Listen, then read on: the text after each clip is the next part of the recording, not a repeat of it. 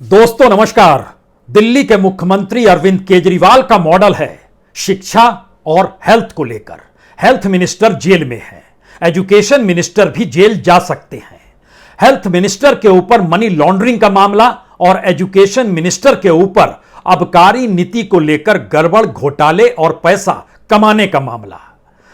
Health minister के घर पर छापे पड़े, उसके बाद ईडी आई, ईडी ने गिरफ्तार किया और फिलहाल जेल में है। एजुकेशन मिनिस्टर मनीष सिसोदिया 17 और विभागों को संभालते हैं, जिसमें आबकारी नीति भी उन्हीं के दायरे में आती है। आज सुबह सुबह सीबीआई पहुंची, छापा मारा, एक एफआईआर दर्ज की। उस एफआईआर में पहला नाम मनीष सिसोदिया का, उसके अलावे 4 अधिकारियों के नाम और दर्ज किए गए। और अब सवाल यह है, क्या वह भी जेल में होंगे? यानी केजरीवाल देश भर में घूम घूम कर जिस मॉडल का जिक्र कर रहे हैं और मॉडल का अंतर्राष्ट्रीय तौर पर जिसका जिक्र हो रहा है, उसके दोनों मंत्री अगर जेल में होंगे तो कई सवाल एक साथ निकलते हैं। क्या यह सियासी तौर पर हो रहा है या फिर राजनीतिक तौर पर जिसे केजरीवाल बताते हैं उसके छांव तले मनी लॉन्ड्रिंग भी होती है और आबकारी नीति के जरिए पैसा कमाया भी जाता है? क्या वाकई यह सच है? क्योंकि एक तरफ जो रिपोर्ट कहती है, जो रिपोर्ट एलजी के पास पहुंची मुख्य सचिव के जरिए, और उसमें उन्होंने जिन बातों का जिक्र किया, क्या यह कहा जा सकता है कि उसके आधार पर मनीष सिसोदिया को जेल में होना चाहिए? या फिर जिस आधार पर मनी लॉन्ड्रिंग के दायरे में सत्येंद्र जैन खिसते चले गए, और उसके बाद क्या वाकई दिल्ली सरकार यह कह सकती है कि यकीनन उन पर यह सारे आरोप झूठे हैं? दरअसल राजनीति की शुरुआत यहीं से होती है। इस देश के भीतर में ईडी के पास, सीबीआई के पास और इनकम टैक्स डिपार्टमेंट के पास अगर सिर्फ पॉलिटिशियंस का ही जिक्र करें तो इन तीनों विभागों के पास सैकड़ों की तादाद में नोटिस जारी करने का हक है, पूछताछ करने का हक है, छापा मारने का हक है, और गिरफ्तारी का हक तो सिर्फ ईडी के पास आता है। क्योंकि सीबीआई गिरफ्तार करेगी तो अदालत से जमानत मिल सकती है, लेकिन ईडी गिरफ्तार करेगी तो जमानत मिलती नहीं है। और राजनीतिक तौर पर दिल्ली, ऐसी दिल्ली जो गालिब की नहीं है, हालांकि गालिब शराब की खोज में मेरठ छावनी तक चले जाते थे, लेकिन उसी दिल्ली के भीतर आबकारी नीति को लेकर 144 करोड़ के घपले और घोटाले का जिक्र जो बीजेपी कर रही है, जो कांग्रेस कर रही है और जो सीबीआई दस्तावेजों के जरिए जांच कर रही है, उसके अक्स तले इन स्थितियों को देखा जाए या यह मान लिया जाए जिसका जिक्र आम आदमी पार्टी कर रही है कि यह ऊपर के इशारे पर हुआ है। दरअसल इस ऊपर के इशारे का मतलब दिल्ली में बैठे नरेंद्र मोदी की सरकार का जिक्र हो रहा है। और नरेंद्र मोदी की आंखों में किरकिरी क्या केजरीवाल हैं? और केजरीवाल की राजनीति उस राष्ट्रवाद का घोतक हो चली है जिस राष्ट्रवाद का गुणगान और राष्ट्रवाद के आश्रय नरेंद्र मोदी अपनी सत्ता की सीढ़ी पर चढ़ते चले गए। ध्यान दीजिए, राष्ट्रवाद यानी राष्ट्र प्रेम एक साथ, और उसके साथ राष्ट्रीय सुरक्षा का जिक्र बहुत बार कई मामलों में फंसने के बावजूद मोदी की सत्ता ने किया है, यानी सरकार ने खुले तौर पर सुप्रीम कोर्ट तक में किया है। राफेल घोटाला, जिक्र राष्ट्रीय सुरक्षा का आया, सुप्रीम कोर्ट ने चुप्पी थाम ली। पेगासस यानी जासूसी का मसला, तुरंत राष्ट्रवाद का मुद्दा और राष्ट्रीय सुरक्षा का जिक्र मोदी सरकार के जरिए अटॉर्नी जनरल ने किया और उसके बाद सुप्रीम कोर्ट ने खामोशी साध ली। कुछ इसी तर्ज पर जैसे ही आबकारी का मसला निकल कर आया, वैसे ही अंतर्राष्ट्रीय तौर पर शिक्षा मॉडल को लेकर अरविंद केजरीवाल खुद मीडिया के सामने आ गए और उन्होंने जिक्र किया कि हमें तो 138 करोड़ जनता की फिक्र है और हम आपको एक नंबर जारी कर रहे हैं। इस नंबर का मतलब यह है कि आप हमारे मिशन में शामिल हो जाइए। और उन्होंने बकायदा जो नंबर जारी किया और उसके बाद कहा कि आप मिस कॉल कीजिए, उस नंबर को आप भी सुन लीजिए, 95100100। इसका मतलब यह है कि 130 करोड़ लोगों की फिक्र अरविंद केजरीवाल को है। इसका मतलब यह है कि इस देश में जो भी मुद्दे केंद्र सरकार के खिलाफ जाएंगे, इस देश की फिक्र नरेंद्र मोदी को है। सिक्के के ये दो पहलू नहीं है, ये सिक्के के एक पहलू तो कहीं नहीं है। क्योंकि सवाल यह है कि जिस मुद्दे के आश्रय सीबीआई सक्रिय हुई, जिस मुद्दे के आश्रय ईडी सक्रिय होती है, जिन मुद्दों के आश्रय आईटी नोटिस देता है, अब इनकी कोई हैसियत बच नहीं पा रही है, क्योंकि इस देश के भीतर में परसेप्शन के तौर पर यह मान लिया गया है कि जो भी सरकारी एजेंसियां होती हैं वो सरकार के इशारे पर और पॉलिटिकल तौर पर सामने वाले को कटघरे में खड़ा कर राजनीतिक लाभ उस सत्ता को पहुंचाना चाहती है जिस सत्ता के मातहत वो काम कर रही है। तो ऐसे में क्या इस आबकारी नीति और छापे और एफआईआर को देखा जाए, या यह माना जाए कि नहीं नहीं, मुख्य सचिव ने जो रिपोर्ट एलजी को सौंपी और एलजी ने जो पूरा मामला आबकारी नीति को लेकर सीधे सीधे सीबीआई को दे दिया, उसका जिक्र होना चाहिए। इसका जिक्र हो उससे पहले हम एक हिस्सा आपको और बतलाते हैं। जिस दिन एलजी ने सीबीआई जांच का ऐलान किया और मनीष सिसोदिया को कटघरे में खड़ा किया, उस दिन आम आदमी पार्टी ये कहने नहीं आई कि दरअसल आबकारी नीति का मतलब क्या है। उस दिन भी अरविंद केजरीवाल निकल कर आए और कहे कि तुम लोग सावरकर की औलाद हो जिन्होंने अंग्रेजों से माफी मांगी। हम भगत सिंह को अपना आदर्श मानते हैं जिन्होंने अंग्रेजों के सामने घुटने नहीं टेके और फांसी पर लटक गए। हमें जेल और फांसी के फंदे से डर नहीं लगता, हम कई बार जेल होकर आ गए हैं। अब आप सोचिए, यह वक्तव्य उस दिन जिस दिन एलजी ने सीबीआई जांच का जिक्र किया, और आज एक नंबर जारी कर इस देश के 138 करोड़ लोगों को अपने साथ इस देश को बचाने की दिशा में ले जाने का जिक्र अरविंद केजरीवाल कर रहे हैं। यकीनन ठीक ये वैसे ही है जैसे पेगासस मामले में जासूसी को लेकर जब सुप्रीम कोर्ट ने सरकार से सवाल किए तो सरकार की तरफ से जवाब आया, बता देंगे तो राष्ट्रीय सुरक्षा पर खतरा हो जाएगा। जब राफेल डील को लेकर सवाल उठा कि कितनी घूस की रकम किसे किस रूप में दी गई, तो कहा गया अगर हम राफेल की रकम बता देंगे तो राष्ट्रीय सुरक्षा को खतरा हो जाएगा। यानी राष्ट्रवाद है, राष्ट्र प्रेम है, और इन सब के साथ खुद को धार्मिक और हिंदुत्व के आश्रय भी चलाने की सोच है।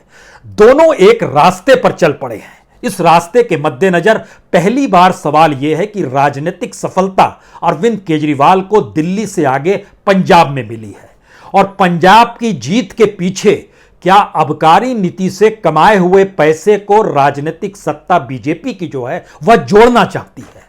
बहुत साफ तौर पर कह रही है कि दरअसल जो 144 करोड़ 36 लाख रुपए हैं वो दरअसल पैसों की कमाई इसलिए की गई क्योंकि इससे पंजाब का चुनाव लड़ा जा सके। यानी पंजाब के चुनाव के जीतने के पीछे 144 करोड़ थे। कोई मॉडल नहीं था जिस मॉडल का जिक्र एजुकेशन और हेल्थ को लेकर अरविंद केजरीवाल करते करते पंजाब तक पहुंचे, और पंजाब की लोग उब चुके थे कांग्रेस से, अकालियों से, और बीजेपी की सत्ता तो देख ही रहे थे, और किसानों ने इस दौर में चीजों को समझा भी, तो एक झटके में वो सब केजरीवाल के पीछे आकर खड़े हो गए। अगला सवाल था कि केजरीवाल यहां से बढ़ते हुए गुजरात जा रहे हैं, हर हफ्ते एक रैली कर रहे हैं, लोगों से मुलाकात कर रहे हैं, और जिन बातों का जिक्र कर रहे हैं उसको भी मोदी सत्ता पचा नहीं पाई। यानी मुफ्त में बिजली देंगे, इसे रेवड़ियों के आश्रय सुप्रीम कोर्ट तक का दरवाजा मोदी सत्ता ने खटखटा दिया, यह कहकर कि दरअसल ये रेवड़ियों बांटने की राजनीति से इस देश को कंगाल किया जा रहा है और अर्थनीति हमारी चौपट हो रही है, हमारी अर्थव्यवस्था डावाडोल है। तो दूसरी तरफ से निकलकर बल्कि समूचे विपक्ष ने बताया कि आपने कॉरपोरेट को जो 10.5 लाख करोड़ से ज्यादा की माफी दे दी, वह क्या रेवड़ी था या वह पूरी की पूरी खादान देने की स्थिति थी। राजनीतिक तौर पर इस देश में सत्ता हर किसी को चाहिए, और सत्ता दूसरे को नहीं मिले तो उसके खिलाफ कार्रवाई की दिशा में जो जितना ताकतवर होगा वह उस रूप में उठाएगा, और उसको काउंटर करने के लिए राजनीतिक जवाब दिए जाएंगे, और उसमें ढाल का काम इस देश का राष्ट्र प्रेम करेगा, राष्ट्रवाद करेगा, देश के लेकर फिक्र का जिक्र किया जाएगा, और उस फिक्र के जिक्र के साथ वो सारी बातें अधूरी रह जाएंगी जिसमें इस बात का जिक्र होगा कि आखिर जो आरोप मोदी सत्ता पर लगते रहे उन सत्ता ने जवाब क्यों नहीं दिया, और बार बार राष्ट्र प्रेम और राष्ट्रीय सुरक्षा के इर्द गिर्द क्यों चली गई।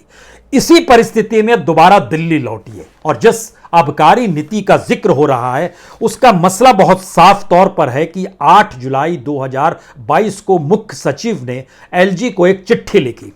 अगला सवाल है उस चिट्ठी में ऐसा क्या था जिसको लेकर इस रिपोर्ट को एलजी ने बहुत गंभीरता से लिया और कहा कि सीबीआई को जांच दे दीजिए। इस रिपोर्ट में जिक्र था कि नई आबकारी नीति जो बनाई गई है इससे राजस्व का नुकसान हो रहा है। इस रिपोर्ट में जिक्र था कि लाइसेंस धारियों को लाभ पहुंचाया गया है। इस रिपोर्ट में इस बात का जिक्र था कि जो 4 कानून है दिल्ली को लेकर, जो नियम कायदे चलते हैं, उसका भी खुले तौर पर उल्लंघन किया गया है। अब ये नियम कायदे क्या थे जो रिपोर्ट मुख्य सचिव की थी? जेएनसीटीडी यानी government of NCT of Delhi का जो अधिनियम 1991 है उसका नियम नहीं माना गया। टीओबीआर जो व्यापार नियम में लेन देन की बात होती है 1993 का कानून है, इसको भी नहीं माना गया। दिल्ली उत्पाद शुल्क अधिनियम 2009 है, उसकी भी अनदेखी की गई और दिल्ली उत्पाद शुल्क नियम 2010 की भी अनदेखी की गई। इससे राजकोष पर बड़ा घाटा पड़ गया और शराब के लाइसेंस धारकों को टेंडर में 144 करोड़ रुपए अवैध तरीके से लाभ दे दिया गया और कमाई का उपयोग जो है वह पंजाब चुनाव में तो नहीं हुआ। यह पॉलिटिकल हिस्सा एलजी की तरफ से निकलते हुए बीजेपी ने जोड़ दिया। यहीं से शुरुआत होती है कि अब सीबीआई क्या करेगी। तो सीबीआई ने आज सुबह सुबह छापा मार दिया और उसके बाद एक के बाद एक आज ही न्यूयॉर्क टाइम्स में छपे दिल्ली के एजुकेशन मॉडल को लेकर लिखे गए लेख, जो लेख एक भारतीय ने लिखा है, उसमें लेख का जिक्र और उन पे 2 तस्वीरों का भी उपयोग किया गया, जिसमें एक में मनीष सिसोदिया भी स्कूल की बच्चियों के साथ दिखाई दे रहे हैं। उस तस्वीर को दिखाकर आम आदमी पार्टी ने कहना शुरू किया, इतना बड़ा एजुकेशन मिनिस्टर, इस पर आप आरोप ही इसलिए लगा रहे हैं कि लोकप्रियता खत्म हो जाए। यानी एक झटके में आबकारी शराब नीति को भूल जाइए, एजुकेशन मिनिस्टर के कद को देखिए। यह पहला हिस्सा है। दूसरा हिस्सा है कि दरअसल उस राजनीति के मातहत जिसमें राजनीति एक दूसरे को कटघरे में खड़ा करती है, इस कटघरे में पहली बार आबकारी नीति के तहत अगर मनीष सिसोदिया फंस जाते हैं या जेल चले जाते हैं, इससे पहले सत्येंद्र जैन जा चुके हैं, तो केजरीवाल की अपनी राजनीति में यह दोनों दाएं और बाएं हाथ की तरह हैं।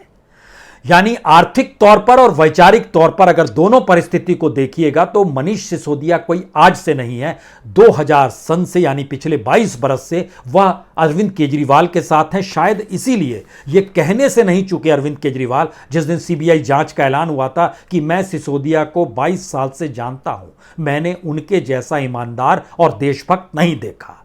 इसमें एक हिस्सा राष्ट्रभक्ति में और लगा दिया जाता है, कट्टर ईमानदार, कट्टर देशभक्त। देशभक्त होता है, ईमानदार। कट्टर शब्द भी आम आदमी पार्टी के नेता इसमें उपयोग करते हैं। ठीक उसी तरह जैसे किसी घपले घोटाले में फंसने के बाद या फिर जिन बातों का जिक्र मोदी सत्ता कटघरे में खड़ी होती है, वैसे ही राष्ट्र प्रेम का गुबार उनके भीतर फूटने लगता है और सारी चीजें एक झटके में धराशायी हो जाती हैं। लेकिन दोबारा लौटिए दिल्ली में। जब इन बातों का जिक्र उपराज्यपाल के सामने आया तो उन्होंने कहा कि दरअसल सीबीआई जांच होनी चाहिए। हमें एक चीज और बता दें कि दिल्ली में किसका सत्ता है और कौन काबिज है, इसको लेकर सुप्रीम कोर्ट तक में यह मामला गया और सुप्रीम कोर्ट में जुलाई 2018 में 5 जजों की बेंच ने एक बात कही थी। उन्होंने कहा था कि एलजी दिल्ली सरकार की सहायता और सलाह से बंधे हुए हैं, दोनों को मिलकर काम करना चाहिए, लेकिन दोनों की राह अगर अलग होगी तो यह भी एक बड़ी शानदार चीज है, कभी दोनों में नहीं पटी। यानी राजनीतिक तौर पर दिल्ली राजनीति के अखाड़े में तब्दील हो गया और अब सवाल यह था कि केजरीवाल अगर पंजाब से पंख लेकर और दिल्ली के मॉडल को लेकर उड़ान भरते हुए गुजरात तक पहुंच गए हैं तो उन्हें रोकना होगा या उनको कितने रोकने की इजाजत दी जाएगी, यह दिल्ली की सत्ता को तय यानी मोदी सत्ता को तय करना है। इसी के काउंटर में केजरीवाल ये कंटिन्यू आरोप लगा रहे हैं कि दरअसल हमसे आप घबराए हुए हैं और चाहे संजय सिंह हो, चाहे मनीष सिसोदिया हो, चाहे कोई भी नाम राघव चड्ढा हो, कोई भी नाम आप ले लीजिए, तमाम नाम जब सामने आते हैं तो जिक्र मनी लॉन्ड्रिंग या आबकारी नीति से हटकर दिल्ली के उस पॉलिटिकल मॉडल का होता है जिस मॉडल को लोग एक्सेप्ट कर रहे हैं और इसके जरिए राष्ट्रीय उड़ान पर केजरीवाल निकल सकते हैं। यह मैसेज देने की लगातार कोशिश पूरी आम आदमी पार्टी के प्रवक्ता, नेता, मंत्री सभी करते हैं। दूसरी तरफ बीजेपी जिन नीति नियमों के हिस्से में बोलना शुरू करती है उसमें उसके ऊपर इतने दाग लगे हुए हैं कि वो भूल जाती है कि गुजरात तक में जहां शराब बंदी है वहां पर नकली शराब कौन बनाता है, उसके तार बीजेपी के नेता से कैसे जुड़े हुए हैं। और तो और बड़ी तादाद में मादक द्रव्य करोड़ों की रुपए की तादाद में जब निकल रहे हैं तो कोई एफआईआर क्यों नहीं दर्ज हो रही है, और जहां से जब्त किया जा रहा है वहां भी जब्त नहीं हो रही है, और जिस कॉरपोरेट का यह बंदरगाह है उसके खिलाफ भी कोई कार्रवाई नहीं और उसको जेड सिक्योरिटी भी दे दी गई। यानी ध्यान दीजिए, तो लब्बो लुबाब की परिस्थिति में एक बार फिर आकर आप वहीं खड़े होंगे कि यह देश राजनीति से चलती है। इस देश में राजनीतिक परसेप्शन जिसने अपने हक में बना लिया वह चुनाव जीतते चला जाएगा। तो क्या ऐसे में शिक्षा और हेल्थ का मॉडल जो दिल्ली सरकार खड़ा कर रही थी, उस खड़े करने की प्रक्रिया के भीतर जो बीजेपी आरोप लगाते हुए कटघरे में उन्हें खड़ा कर रही है, उसने उस मॉडल को ही अपनी ढाल बना ली। और दूसरी तरफ मोदी सत्ता जो हिंदुत्व, राष्ट्र प्रेम, राष्ट्रभक्ति, देश प्रेमी, राष्ट्रीय सुरक्षा, इनको ढाल बनाकर चल रही है। तो इस देश की परिस्थिति में उन जांच एजेंसियों को पूछेगा कौन? यानी सीबीआई की क्या हैसियत बची, ईडी की क्या हैसियत बची, इनकम टैक्स डिपार्टमेंट की क्या हैसियत बची, या इस देश के किसी भी संवैधानिक संस्थान की हैसियत क्या रही अगर वह किसी जांच की दिशा में बढ़ता है और राजनीतिक तौर पर दूसरी पॉलिटिकल पार्टी उसका बहुत आसानी से शिकार कर लेती है। पहला सवाल, इस देश के भीतर में संविधान और कानून से सरकारें चल रही हैं या नहीं चल रही है? यह पहला सवाल अपने जहन में रखिए। दूसरा सवाल, संविधान के हिसाब से जो कानून है उस कानून पर चलते हुए जांच एजेंसी और पुलिस कार्रवाई करती है या नहीं करती है? तीसरा सवाल, जो अधिकारी पहुंचते हैं निर्देश के आधार पर या जांच के आधार पर, जब वो पहुंचते हैं तो एक झटके में अगर वो राजनीति का शिकार हो जाते हैं तो उनके पास कौन सा ऑप्शन है? ईडी के पास 500 से ज्यादा मामले पॉलिटिकल पार्टियों से जुड़े हुए हैं। सीबीआई के पास तकरीबन 872 मामले पॉलिटिकल पार्टियों से जुड़े हुए हैं। आईटी के पास लगभग 3000 से ज्यादा नोटिसेस पॉलिटिकल पार्टी के जुड़े नेताओं को देने के लिए पड़े हुए हैं। अब ये लोग क्या करें? ये कोई जांच नहीं करें क्योंकि राजनीतिक तौर पर इस देश में हर को अपना इक्विपमेंट बना लिया गया, अपना हथियार बना लिया गया, और इसीलिए इस परिस्थिति के भीतर में राजस्व को घाटा हो, टैक्स पेयर का पैसा रेवड़ियों के हिसाब से लूटने और लौटाने का जिक्र हो, बड़े बड़े कॉरपोरेट को बैंकों के जरिए जो देश का पैसा जमा है उसको बांटते हुए उन्हें बाहर बसाने का भी जिक्र हो, और इस देश के भीतर में बढ़ते हुए एनपीए के भीतर और रिटर्न ऑफ की रकम जो भी 10 लाख करोड़ के लगभग पहुंच चुकी है, इन परिस्थितियों में कुछ नहीं माने कि कोई इस देश को संभालने वाला नहीं है। यानी देश की परिस्थिति में इस देश को चलाएगा कौन जो यहां की आर्थिक स्थितियों को समझ सके, और आर्थिक स्थितियों से अगर लूट हर पॉलिटिकल पार्टी कर रहा है तो हर पॉलिटिकल पार्टी की राजनीति इसीलिए क्या बढ़ रही है कि उसके पास वो पैसा होना चाहिए। और एक जिक्र जब इस बात का राष्ट्रीय राजनीतिक दल कांग्रेस के नेता ने अपने तौर पर कर दिया कि जब बंदिशें इस रूप में है कि हमारे पास कोई पार्टी फंडिंग को देने को तैयार नहीं है, कि जैसे ही देगा उसके घर में ईडी पहुंच जाएगी और सीबीआई पहुंच जाएगी, तो यानी पॉलिटिकल फंडिंग भी मोनोपलाइज होकर बीजेपी के पास चलती चली जाए, और उसमें इस छोटे छोटे तरीकों से आम आदमी पार्टी अगर आबकारी नीति या मनी लॉन्ड्रिंग के जरिए सेंध लगा रही थी तो वो अपराधी है या वो अपराधी है, तय कीजिए। सवाल यह भी है कि भारत की राजनीति के भीतर अरविंद केजरीवाल का मॉडल शायद मौजूदा राजनीतिक सिस्टम में एक नए अध्याय की शुरुआत है। सवाल यह भी है कि अरविंद केजरीवाल जिस आंदोलन और जन लोकपाल से निकल कर आए वह भारत के करप्शन पर नकेल कसने के लिए था, लेकिन धीरे धीरे स्थिति डाइल्यूट होते होते यहां तक तो आई गई कि इस देश के प्रधानमंत्री हैप्पी बर्थडे पर बधाई दें कि अरविंद केजरीवाल को, और अरविंद केजरीवाल हैप्पी बर्थडे पर बधाई दें प्रधानमंत्री को। अरविंद केजरीवाल के दायरे में जो पहला शख्स आया था उसका नाम था नितिन गडकरी, वह भी इनको बधाई दे, यह भी इनको बधाई दें। करप्शन की परिस्थिति में नितिन गडकरी पर कोई आरोप साबित नहीं हो सका तो अरविंद केजरीवाल क्या करें? यानी स्थिति देखिए, एक वक्त इनके हिसाब से दिल्ली के मुख्यमंत्री उनसे पहले जो थी उन पर आरोप लगाए गए थे, अब वो नहीं रही, नाम लेना भी ठीक नहीं। शीला दीक्षित जी का हम जिक्र कर रहे थे, उन पर जो आरोप लगाए वह भी साबित नहीं हुआ। तो क्या भारत की राजनीति में करप्शन सबसे बड़ा हथियार है खुद के प्रचार के लिए, सबसे बड़ा हथियार है अपने आप को ढकने के लिए, और सबसे बड़ी परिस्थिति है कि राजनीति का ये एक ऐसा तंत्र है जिसमें संविधान, कानून, अधिकारी, संवैधानिक संस्थाएं कोई मायने नहीं रखता है। तो ऐसे में एक आखिरी सवाल, आबकारी नीति पर दोबारा लौटिए। 144 करोड़ 36 लाख रुपए का जिक्र है। एयरपोर्ट पर 30 करोड़ रुपए की माफी का जिक्र है। इंपोर्टेड बियर को कम कीमत क्यों घटाए गए, इसका जिक्र है। पुराने लाइसेंसधारियों को क्यों वक्त दिया गया, लाइसेंस फीस कैसे माफ हुई, इसका जिक्र है। शराब की नीति में जो नियम तोड़े गए उसका जिक्र हमने आपसे कर दिया। अब यहां पर सवाल है कि किसी भी देश के भीतर में आपने कभी सुना नहीं होगा कि राज्य जो चलते हैं वो दो ही पैसों से चलते हैं, एक जो पेट्रोल और डीजल की कमाई, और दूसरी कमाई शराब से कमाई, जो आबकारी नीति के जरिए कमाई होती है। उसमें पहली बार एक नया ट्विस्ट आया है कि राजस्व को छोड़ दीजिए, सीधे पॉलिटिकल फंडिंग के जरिए राजनीति को साधने के लिए जो पैसा चाहिए वह पैसा उस नीति से निकल कर आ रहा है, जिस पर बीजेपी को सीधी सीधी आपत्ति है।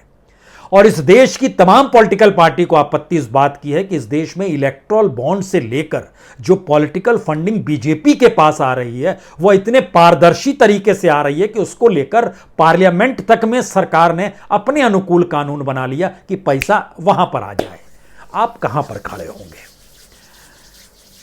एक तरफ केजरीवाल हैं और दूसरी तरफ नरेंद्र मोदी हैं और उनकी सत्ता है। एक तरफ बीजेपी है और दूसरी तरफ आम आदमी पार्टी है। इस सियासत में लड़ाई राजनीतिक तौर पर पंख उभार चुकी है। एक दूसरे को साधना है, जेल में डालना है, और जेल में डालने के बाद नेता अक्सर बड़ा हो जाता है, यह भी सच है। और भारत बड़े भावुक देश है, तो आप खड़े कहां पर होंगे? एक बार फिर आखिर में सोचिए, यह दिल्ली है, गालिब की दिल्ली, और जिक्र शराब का हो रहा है, आबकारी नीति का हो रहा है, और उससे भी कमाई का जिक्र हो रहा है। तो फिर कहां खड़े होंगे आप? इन सवालों के बीच एक आखिरी सवाल, अरविंद केजरीवाल की राजनीति और नरेंद्र मोदी की राजनीति, इन दोनों की राजनीति में अगर आप राष्ट्रीय सुरक्षा, देश प्रेम और हिंदुत्व का चोगा उतार दीजिएगा और सिर्फ गवर्नेंस का जिक्र कीजिएगा, तब यह सवाल होगा कि क्या वाकई इस देश को चलाने के काबिल कौन है। यह खुद तय कीजिए। बहुत बहुत शुक्रिया, बहुत बहुत शुक्रिया।